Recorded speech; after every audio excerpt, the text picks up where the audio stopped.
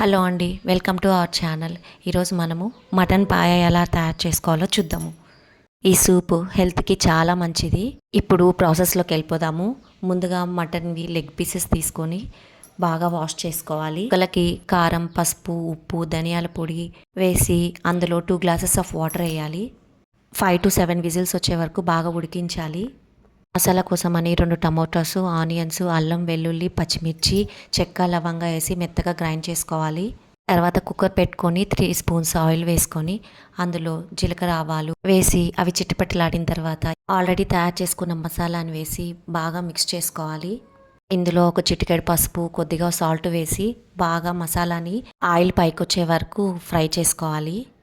చూడండి ఇక్కడ ఆయిల్ ఎంత బాగా పైకి వచ్చిందో. ఇలా ఫ్రై అయిన మసాలాలో కారం, ఉప్పు, ధనియాల పొడి, గరం మసాలా అన్నీ వేసి బాగా మిక్స్ చేసుకోవాలి.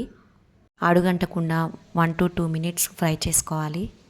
ఇప్పుడు మసాలా బాగా కుక్ అయింది.